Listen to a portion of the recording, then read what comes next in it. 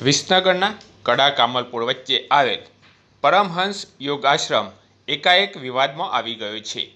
આણંદની IT engineering કરેલ અને વડોદરા ખાતે જોબ કરતી યુવતીએ સાંસારિક જીવનનો ત્યાગ કરી સાધ્વી બની જતા યુવતીના માતા પિતાએ આણંદ પોલીસ મથકે આશ્રમના મહંતે તેમની દીકરીનું વશીકરણ કરી તેમજ 1.5 લાખ રૂપિયા પડાવવાનો આક્ષેપ કરતા પોલીસ આશ્રમમાં પહોંચી હતી, જ્યાં સાંસારિક જીવન છોડી વૈરાગ્ય ધારણ કરનાર યુવતીએ પોતે સંસાર સુખ નહીં ભોગવવા માગતી હોવાનું નિવેદન આપતા પોલીસે યુવતીને આશ્રમમાં મૂકી આવી છે.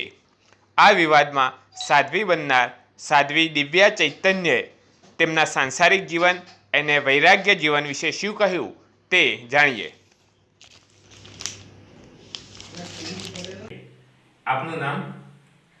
मेरा नाम साध्वी दिव्या चैतन्य है। आपने सांसारिक जीवन का त्याग क्यों किया? अपने आध्यात्मिक क्षेत्र को ऊंचा ले जाने के लिए, अपना आत्म कल्याण के लिए और लोक कल्याण के लिए।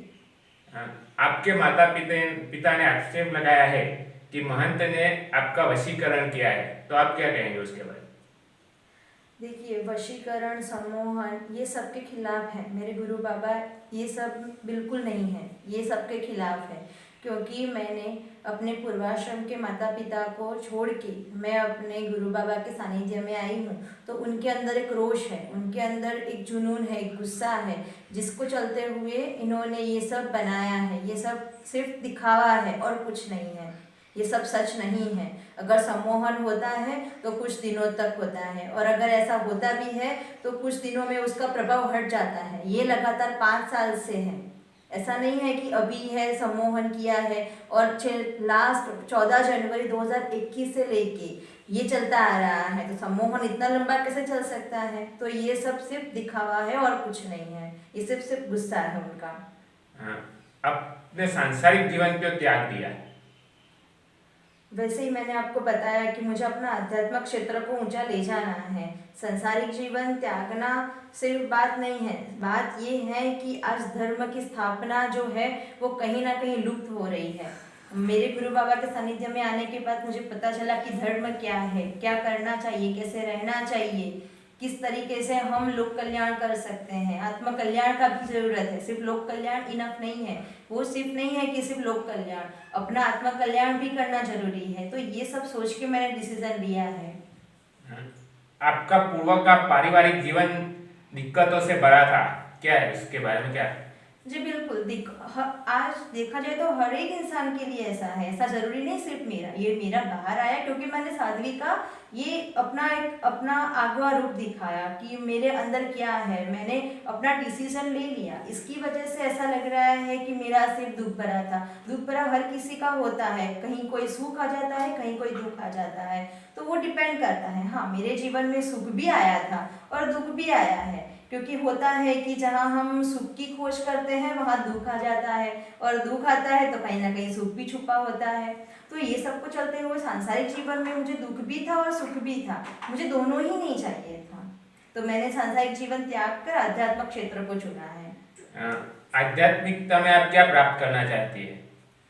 योग, साधना, सेवा, पूजा, लोक कल्याण, आध्यात्मिक क्षेत्र को ऊंचा ले जाना और धर्म का रास्ता चुन के धर्म को आगे ले जाना। आपने कहाँ तक अभ्यास किया है? मैंने कंप्यूटर इंजीनियरिंग में ग्रेजुएट किया हुआ है, स्नातक डिग्री है मेरी। और आप कहाँ से रहती है? मैं पहले पूर्वाश्रम में आनंद में रहती थी, और जैसे कि मैं जॉब कर रही थी तो मैं वडोदरा में रहती थी, और उसके बाद अभी मैं परमहंस योग आश्रम में 14 फरवरी से रह रही हूँ। आप गुरुजी के संपर्क में कब आई और उनसे कब मिली? 5 साल पहले की बात है, 2014 में मैं अपने गुरु बाबा से मिली थी, और उस वक्त मेरी सगाई हो चुकी थी क्योंकि मुझे गुरु करने थे। तो ऐसा होता है कि जो हमारा मतलब होता है ना एक कि जिस पति होता है तो उसके जो गुरु होते हैं वो उसकी पत्नी के गुरु हो जाते हैं, तो उन्होंने गुरु किए हुए थे ये गुरु बाबा गुरु किए हुए थे। तो मैंने सोचा जो आपके गुरु हैं वो मेरे गुरु, मैं देखूं मुझे क्या सानिध्य मिलता है। तो उसको चलते हुए मैंने सोचा कि मैं उनसे मिलूं। मैं मिली, मुझे उनका ज्ञान अच्छा लगा, उनसे बातचीत की तो मुझे ऐसा लगा कि ये मैं उनको गुरु बनाऊं। मुझे अंदर से ऐसा हुआ कि मैं उनको गुरु बनाऊं, तो मैंने गुरु बनाया उनको। और मैं बहुत सारे लोगों से मिली थी अपने गुरु बाबा से। शिक्षा लेने से पहले मैंने बहुत सारे गुरुओं से मिली थी और मुझे कहीं पे भी मेरे प्रश्नों का उत्तर नहीं मिल रहा था। जब मैं अपने गुरु बाबा से मिली, मेरे हर एक प्रश्न का उत्तर उनके पास था और जहाँ मुझे संतोष भी मिल रहा था। तो मैंने उनको अपना गुरु बनाया और उनसे दीक्षा ली, पर वो गृहस्थ दीक्षा थी। पर जैसे जैसे ज्ञान बढ़ता गया, पुस्तक का ज्ञान आया, गुरु बाबा से ज्ञान लेती गई, तो मुझे अंदर से लगा कि मुझे अब संन्यास का जीवन जीना है, ताकि ये जो मेरे गुरु बाबा का जो ज्ञान है वो मेरे अंदर आए और मैं उसको, जैसे प्रभु सबके मतलब गुरु बाबा, मैं उनको प्रभु बुलाती हूँ, वो सब तक पहुँचाते हैं, तो मैं भी उनके कार्य में आगे जाऊँ। साध्वी दिव्या चैतन्य जी, जी आपके माता पिता ने ये भी आरोप लगाया कि आप 1.5 लाख रुपया घर से लेके आई है, स्वामी जी को दिए हैं और घर से बिना बता के निकल गई है। पूरा मामला थाने में पहुंचा था, पुलिस ने आपका निवेदन दिया है, तो ये सारा मामला क्या है? देखिए, 14 जनवरी को मैंने घर में ये बताया था। पूर्वाश्रम में जब आनंद में रहती थी तब मैंने बताया था कि मुझे संन्यास का जीवन जीना है और मुझे संन्यास के जीवन में आगे बढ़ना है। तो वो मैं 14 जनवरी को ही बता दिया था और उनको नहीं योग्य था कि नहीं तुम ऐसा नहीं कर सकते, तुम्हें शादी करनी है, तुमने देव किया है, उसका पैसा भरना है, ये है वो है, बहुत कुछ उन्होंने बोला। और बोले कि तुम्हारी गवर्नमेंट जॉब करनी है, तुम्हें अमेरिका भेजना है, लंदन भेजना है, ये सब बातें हो रही थी। मैंने बोला जब मुझे संसारिक जीवन में कोई मोह ही नहीं है तो मैं क्यों ये सब करूं। और मैंने उनको बताया कि मुझे संन्यास का जीवन जीना है, आगे बढ़ना है और आध्यात्मिक क्षेत्र को आगे बढ़ाना है। उसके बाद मैंने लगभग 23 जनवरी को मैं वापस बड़ौदा जहाँ रहती थी वहाँ मैं चली गई और उसके दूसरे ही दिन वो लोग वहाँ पे आ गए मुझे बिना बताए। तो मैं डर गई क्योंकि 3 साल पहले ऐसा हो चुका था। मेरे पूर्वाश्रम के पिता रमेश भाई ने जलाराम बापा का मंदिर बनाया है कुछ सालों पहले। तो मैंने वहाँ पे 3 साल पहले अनुष्ठान किया था, संन्यास जीवन के लिए ही किया था, जब मेरी शादी भी नहीं हुई थी।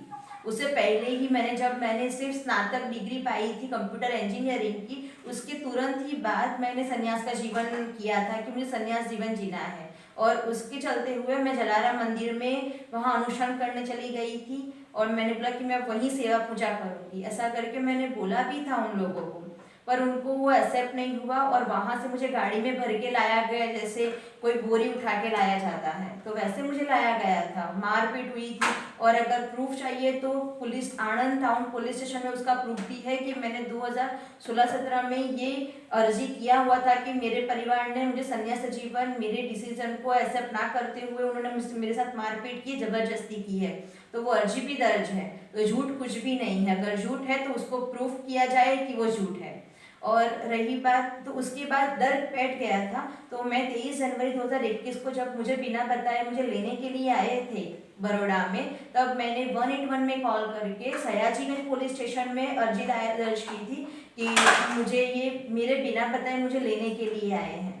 तो मैंने बोला पुलिस को, तो मैंने वहाँ पे अर्जी की कि अब मैं आश्रम में जा रही हूँ क्योंकि मुझे यहाँ पे सेफ नहीं महसूस हो रहा है। तो उसके बाद मैं चली गई, फिर वहाँ पे मुझे बिठाया गया, मैं जा रही थी वापस और मुझे बिठाया गया पुलिस स्टेशन के अंदर। पूरे दिन काउंसलिंग हुआ, कोई प्रूफ नहीं है कि क्यों काउंसलिंग हुआ, पर बस मुझे बिठाया गया, मुझसे बातें की गई। तो मैंने बातें की, रात के 10 बज गए बातें करते करते। उन्होंने बोला अपने माँ बाप के साथ घर जाओ। मैंने पुलिस को बोला कि मुझे सेफ महसूस नहीं हो रहा है, मैं आश्रम जाऊंगी पर घर नहीं जाऊंगी। तो उन्होंने बीच का रास्ता बोला कि मेरे पूर्वाश्रम पिता ने बोला कि मैं तुम्हें मच्छर मरवाऊंगा। ऐसा करके उन्होंने मुझे बोला कि नारी गृह में भेजा जाए। तो उन्होंने निवेदन किया, पर मेरी उम्र 18 साल से ऊपर है तो मैं अपना जो भी निजी जीवन है अपने तरीके से जी सकती हूँ। इसकी वजह से सखी में भेजा गया क्योंकि सखी वन स्टॉप सेंटर है, वो 5 दिनों के लिए वहाँ पे रख सकते हैं।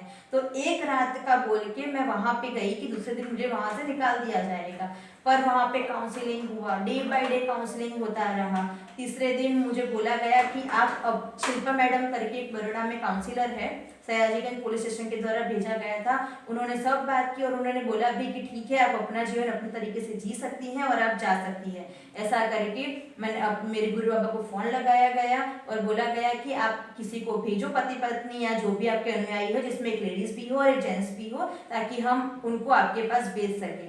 तो ऐसा करके उनको बुलाया भी गया, क्योंकि मेरे पूर्वाश्रम के माता पिता ने ये बोला था कि अगर सखी मंडल को और पुलिस वालों को कि हमें नहीं पता, पर अभी जिस तरीके से किस्से हो रहे हैं कि बाबा लड़कियों को मार रहे हैं, ये कर रहे हैं, तो कल को उठ के अगर हमारी बेटी के साथ कुछ हुआ तो हम तुम्हारे पर रिटर्न केस करेंगे। जिसकी वजह से सखी मंडल और सयाजीगंज पुलिस स्टेशन के जो पीआई थे वो डर गए और उन्होंने मुझसे निवेदन किया, विनती की कि आप तो चले जाओगे पर हमारी नौकरी खतरे में पड़ जाएगी, तो आप प्लीज हमारी सहायता करो और आप अपने घर जाके आनंद से कार्यवाही करो। तो ऐसा करके फिर मैंने उनका निवेदन स्वीकार किया और मैंने वहाँ पे निवेदन दिया कि अपनी मर्जी से आनंद जा रही हूँ। ऐसा करके मैं आनंद आई। आनंद के पीआई साहब के मैंने बातचीत की और वहाँ पे जो भी बातचीत हुआ उन्होंने बोला कि मतलब मेरे माता पिता ने ऐसा बोला कि आपको वशीकरण किया गया है, ऐसा इनका कहना है, तो आप कुछ दिनों तक फोन पे अपने गुरु महाराज से बात ना कीजिए। तो मैंने कहा ठीक है, उनकी ये लास्ट अंतिम इच्छा है तो मैं पूरी कर देती हूँ, पर उसके बाद मैं अपने रास्ते चली जाऊंगी, ये मैंने प्रॉमिस लिया था। तो बोले ठीक है, अपने रास्ते जा सकते हो, वैसे भी जा सकती हो, पर अपने माँ बाप के लिए इतना करो। 7 से 8 दिन तक मैं बिना फोन के रही।